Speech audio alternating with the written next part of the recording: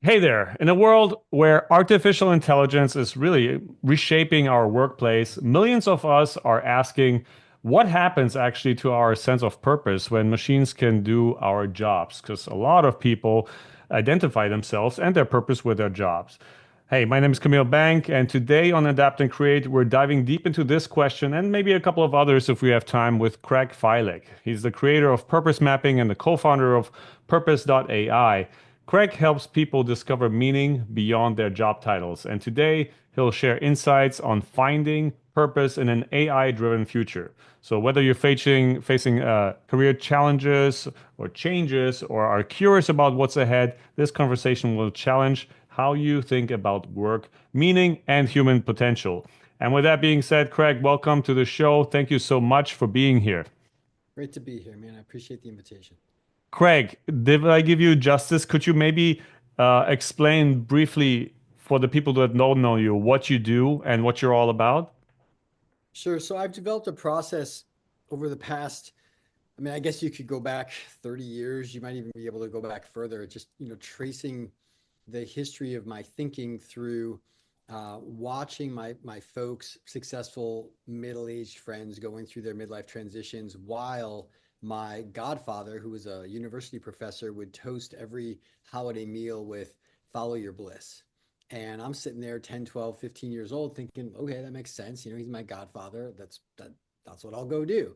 And these guys were going through their midlife transitions, and some of them went great. Some of them crashed and burned. Some of them, ended up in places that none of us would wish to end up. And so I was sort of tracking that and got to college, was initiated into men's work through Mankind Project, mkp.org, which I highly recommend, and was initiated into shadow work and the Jungian sort of collective unconscious, the archetypal, what lives deep inside of us, which is where the idea of purpose and mission really came to light. And then I ended up getting my degree in philosophy and religious studies. So I was looking at what is the good life. And this is where a lot of positive psychology and flow neuroscience and the interest in that started to emerge because it's all sort of rooted in that flow state experience. And when you study Mihai Csikszentmihalyi, there's a quote, and I can't find it. I actually had it in one of my presentations many, many years ago, and I'll have to do some deeper digging. But it's something to the effect of uh, flow, the actual experience of flow, is the only practical answer to the question, what is the meaning of life? And why I love this so much is because it's not a concept. When we're in the flow state, when we're fully present, when we're doing the thing we love most, time stops, the inner critic shuts up, and we're just in the zone. I don't know about you, but I don't have any questions about who am I, why am I here, and what am I going to do about it. All of those questions of purpose and meaning are answered for me in that moment. Do you know what I'm Hmm. talking about? Well, you're the enlightened one on that topic, of course. So I aspire to get there at some point. But we've worked before together, and I really, really can only recommend for people to look you up if they want to figure out their purpose. However, for most people, or a lot of people at least, kind of like what I intro talked about in the intro, would you agree that a lot of people identify themselves with the work that they do? Is that something Yeah, that you come across often? absolutely, absolutely. Particularly, I work with a lot of successful midlife men. That's who I work with these days. I've worked with men all across the spectrum. I'm actually mentoring a bunch of younger men in their early 20s, and a 20-year-old that I worked with a couple of years ago has been apprenticing with me, and he's actually going to be coaching the 15-year-old son of one of my successful midlife men clients. And so I'm really a big believer in reweaving our ruptured masculine lineage. And that means making elders of the men older than us and becoming mentors for the men younger than us. And this is something that we lost in the Industrial Revolution when men started leaving the farms and going to work in the factories, and boys weren't raised by their fathers in the same way. So, what's happened is we as men identify with our ability to produce, our ability to provide, our ability to protect. And that largely looks like our career, like looks like our job. And so we end up fusing that masculine sense of purpose, of what my role is in my family, in my society, with who we are. And I've made a key distinction. I think people use purpose and mission interchangeably. And so if you take anything from this conversation, it's to consider, being a philosophy major, I'm always looking at, what exactly do we mean by each of these terms? Purpose is existential. From your first breath till your last, your purpose is the same. It's why you exist. It's kind of like I had a border collie years ago, and that dog was bred for a purpose. It had a very specific job. It wasn't hunting, it wasn't a lap dog. It was born and bred to herd cows, sheep, and it was phenomenal at it. I mean, it was just, you could just tell that that's what it wanted to do. We're all like that. We all have an innate reason that we're designed to live out. That's purpose. Mission is strategic. It's so if purpose is the why, mission is the what. So what mountain am I going to climb? And that changes because we climb mountains, we get to the top, we plant our flag, we say, I did that, we check it off the checklist, and then we got to look out and say, all right, what sea do I want to sail? What other mountain do I want to climb? What do I want to do next? But if you get to the top of a mountain, understanding the definitions the way I just laid them out, if you get to the top of your proverbial mountain and you say, I have fulfilled my purpose, then why do you exist? And I think a lot of people experience that, particularly in midlife, because they reach a certain level of wealth, they start empty nesting, mortality sets in, and it's time to shift. Just like in puberty, I call midlife like a second puberty. It's time to shift into a different way of being. And so if we think about the coal miners who wouldn't reskill, well, my granddaddy was a coal miner and I'm a coal Mm. miner. And okay, well, that's your identity. And so then if you can't go out and mine coal, who are you? Why do you exist? And a lot of them, tragically, didn't survive. That's where the Mm. opioid crisis really came into, the societal awareness. That was one of the big places where we saw it show up. So if you think about it as, well, I'm always living my purpose. You can't help but living your purpose.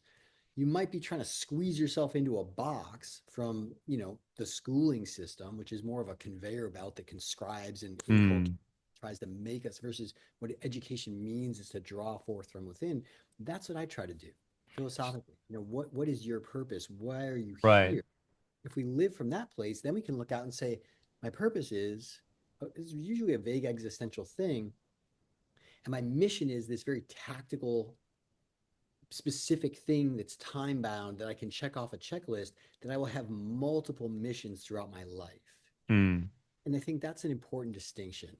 And if we look at it that way, the coming of the AI, the bots and just AI in general, sort of eroding middle management and a lot of the paperwork and pushing things around that we just won't need people for anymore.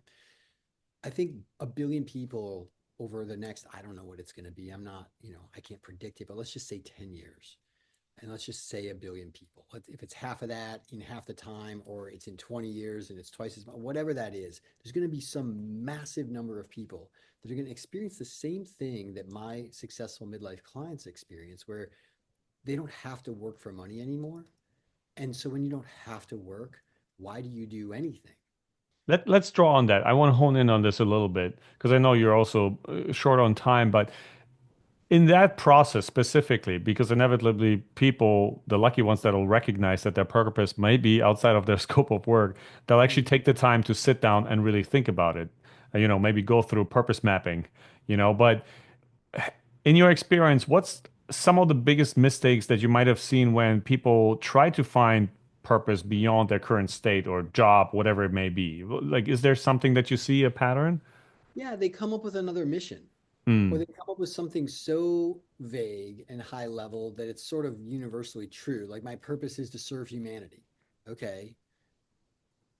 I mean, that's noble, but it's not particularly unique. That's like saying that, I'm a unique snowflake. I'm H2O sub 32 degrees.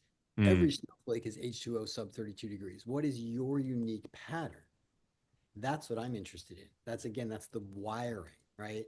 Mm. And if we can figure that out, then you're going to you're gonna see a much clearer path. You're gonna understand. You're gonna have a decision-making framework. That's ultimately what purpose mapping is. Hmm. It's a filter for, okay, if I know what my zone of genius is, if I know what lights me up and puts me in a flow state, then I can funnel down to a vision and a mission and a milestone and a next action step. And the very next thing I do will lead me towards a mountain worth climbing, something that's meaningful to me, that makes a difference, that makes a positive impact. And just in Maslow's hierarchy, you've got to be successful. And it's not just monetary. Ego achievement is, I have to express myself to such a high degree that I start to self actualize. That's the way it goes: survival, safety, social belonging, success, self actualization, and then self transcendence. My life is no longer my own. I'm here as a Mm. vessel of something greater. I'm a part of a larger pattern. So the mistake I see people making is they cram themselves back into another version of what doesn't work. I'm not gonna be a coal miner. I'm gonna go and, drive heavy equipment. Okay, is that really your purpose? Maybe it is. Maybe it's aligned with that, and there is some fulfillment and satisfaction there. But I guess I see it more with entrepreneurs, of they climb what I call their first mountain, and they succeed, and then they got so much dopamine from that and so much fulfillment that rather than going through the valley and looking for a second mountain of something even bigger, more meaningful, more impactful, they go back, and it's almost like going back to high school. Like, well, I'm Mm. gonna do that again. I'm going to build another business, and then they're bored in 2 or 3 years. Right. That's the biggest mistake I see people making, versus digging deeper for something more and then bringing that out. And there's no real social process for that. So Mm. what I'm trying to do with Purpose.ai is to take this algorithm, this thing that I've been developing over decades, that I've coached individually, and turn that into something that can be a chat bot that anybody can go through in 15, 20 minutes. They can go, whoa, they can have the same epiphany that you had when we sat down for 2 hours, and can say, okay, I can use this to filter my focus and point me at something worth doing with my life. I'll definitely link this below. But just for starters, maybe before they get to that stage, for somebody who's listening who may be anxious about AI disrupting their career, what's some practical step they could take today to start exploring their purpose? Maybe even what are some questions that they should be asking themselves? Is there something that you could give them? Yeah, absolutely. I would say, well, you know what? How about this? What if I set up a special link for you guys to be able to access the beta version of Purpose.ai? It doesn't have a lot of AI built into it yet. Depending on when you listen to this, it will have more eventually. But if you go to Purpose.ai slash, pick an extension, what should we Adapt call and create. adapt and create? So all one word. So Yes. purpose.ai slash adapt and create. And then you'll get to go through it, and you'll get to go through the same process that Camille went through. And then of course, my time obviously is paid, but you can go through the beginning of something that will give you all of those questions, and you'll be able to start to think in a slightly different way about how you're making decisions that will lead you towards more fulfillment and flow, um, in an age where AI could take your job, or you might find a way to work with the AI, but in a more aligned way. Because what I tell people, I tell everybody this, is just focus on your zone of genius and delegate, whether it's to your team or whether it's to AI or whether it's going to your boss if you're in that situation and saying, hey, I really would like to be doing more of this. This really lights me up. It adds the most value to the company's mission. Can I hand this other stuff off to my teammate, or can we bring somebody else in, or can we restructure the way that my position is designed so that I can be in my zone of genius more? Hmm. Then maybe AI can take over some of that stuff. You have to figure it out. I mean, there's no one size fits all, but I would say don't worry about the AI taking anything from you. Focus on your zone of genius and let the universe reorganize itself around you. Final question. I just thought of that. I wonder if I can put that in the right words. In your opinion, somebody's purpose, the validity of somebody's purpose when defining it, should it, I mean, I know the answer, I guess, but I'll still ask it. Should it come more from your personal insight in terms of intuition, what you think is right? Because I think that a lot of people, including myself probably to a degree, we're taking signals from the outside that say, okay, this is a valid purpose, this is a useful, a valuable purpose. And you know what I mean? Like, I think a lot of people are stuck in that. how do I know whether or not this is a purpose that's worth Well, pursuing? again, are you talking about your purpose or are you talking about your mission? That's the first Purpose. Yeah. distinction. I mean, I'm talking about purpose. Yeah, so your purpose, the reason you exist, that's more of a description. That's like taking a thumbprint and then describing the thumbprint. Do you have words that meaningfully describe your thumbprint? Versus a mission, which is to say, oh, I can take that thumbprint pattern and I can draw some additional things around it and sort of elaborate on that and turn that into something that then can plug into society and make a contribution that I can derive an income from, that I can make a meaningful impact with. But the purpose is not changing. Your So the purpose is purpose is something that's already there, is what you're already saying. there. It's like the Basically, like a DNA of an alien. gemstone. Yeah, it's like, well, like I used to describe, I used to live in New York with this 150-year-old oak tree in the backyard. It was Mm. beautiful. Kids could swing on this huge rope swing. It was awesome. And every year you'd see like an acorn sprout. And it's this supple green white thing with two leaves coming off of it. And there's this big, dark, brown, burly, rough thing that's, got these big leaves. But if you took an oak leaf and then you looked at the two little leaves on the sprout, it's the same pattern. And then there's this Fibonacci spiral of development. And that's the difference between, being a Mm. child. And I always ask people when they say, yeah, my purpose is, facilitating enlightening conversations. And I say, were you doing that when you were 2, 5, 10, 20 years old? And they're like, no, that's really more what I do for my career. And I say, those are your strengths.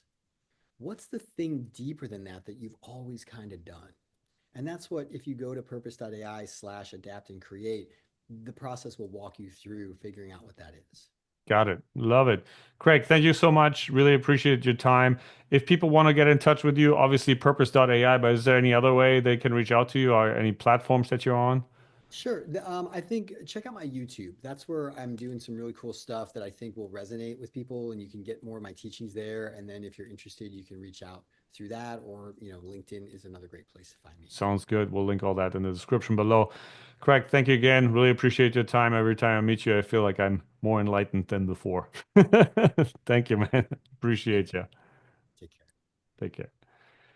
All right.